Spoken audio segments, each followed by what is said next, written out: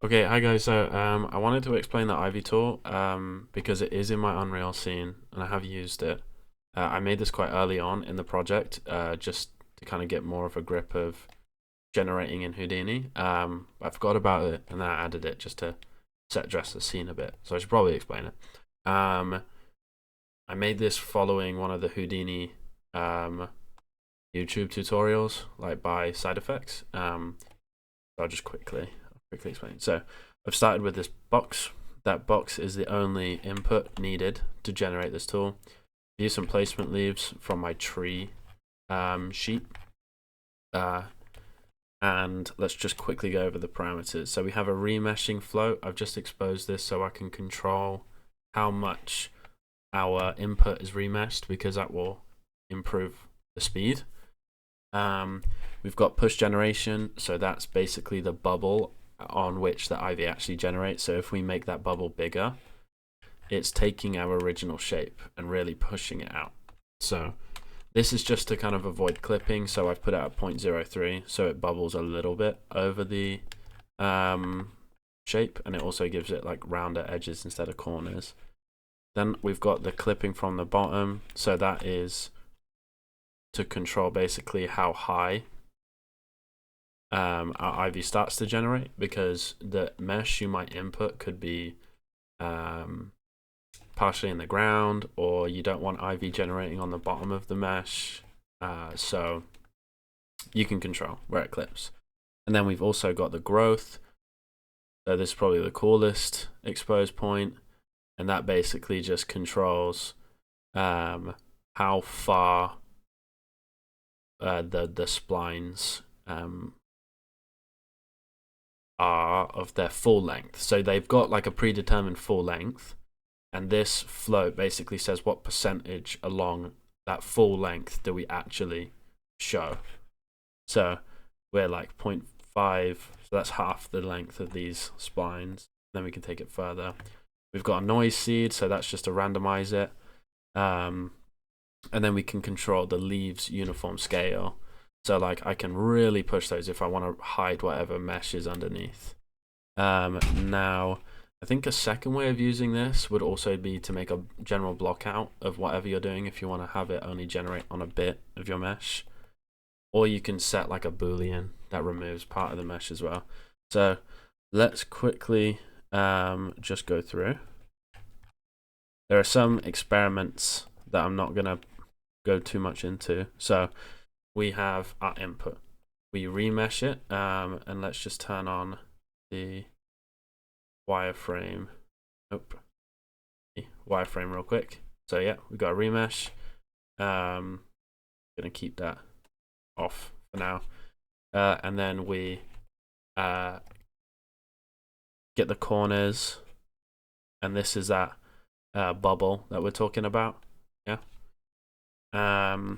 And then we have our clip, so that cuts the bottom off there. So if we increase this, yeah, we then make a noise that just removes parts, and this is the offset. So we can move that noise. We can also increase the noise if you want really big missing chunks, and we could change it to be just a different noise, like that. Yeah, so let's keep it like this for now because I like that. Then we got a density noise, scatter noise, and then we move on to sort and group. So the sort basically makes it so all of the numbers are in order, and we have our lowest numbers at the bottom.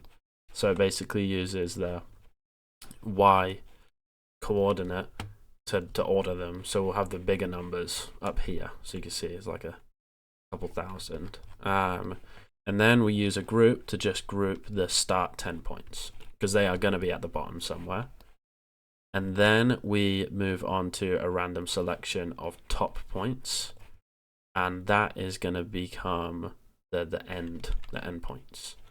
We then connect adjacent pieces, find the shortest paths, so that's this, and that is basically finding the shortest path from the start point to the end point, and then we also keep a cost attribute, and that is the cost is basically how far along, and we can use that cost to control this point here.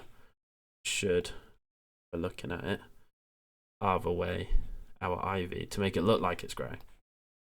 Then for each spline, because there's multiple splines here, we need to basically just clean them up and resample them. And then also I've made a scale for the leaves so that the leaves get smaller the longer along the spline they are. Then we want to use array to make sure that the splines are actually sticking to the surface of the original shape. Then we want to move on again to another resample, because right now there's a lot of points, and we do not need that many points. Each point is going to spawn a different leaf. So imagine this is like 3,000 instances, which isn't what we want. I've removed this section, so this is for hanging ivy, which would come in handy, except the type of ivy I want to generate didn't need it. Mine has more like branches, like how a tree uses a thigiotropism to like cling to a wall. I wanted this to be kind of more like a tree that's clung to the wall with big branches coming off the sides. But that's a stretch goal for the degree show. Then you'll notice as we go along that, let's get the normal points out. So all the normals have been taken from the original mesh input. So they're all perfectly facing outwards from the shape. We then want to change that normal attribute to be an up attribute.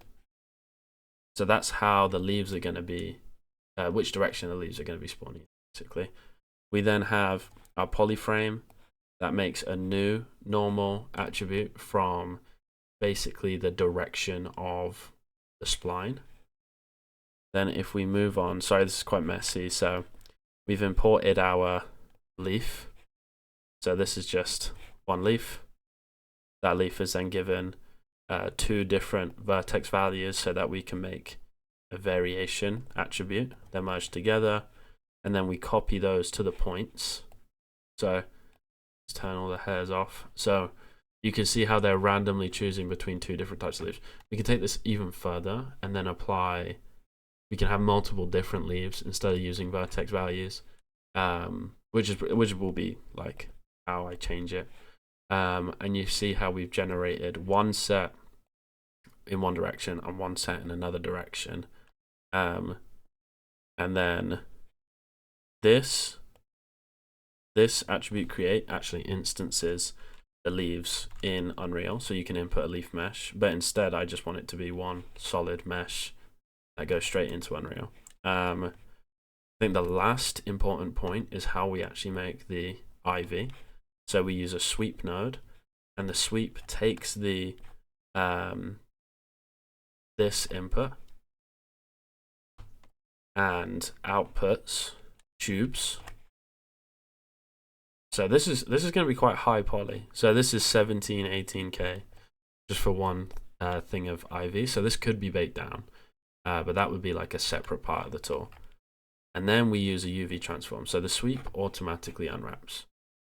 So if we just check out the unwrap here, it's made one really long unwrap, and it does not care how thin or like the radius of the curve.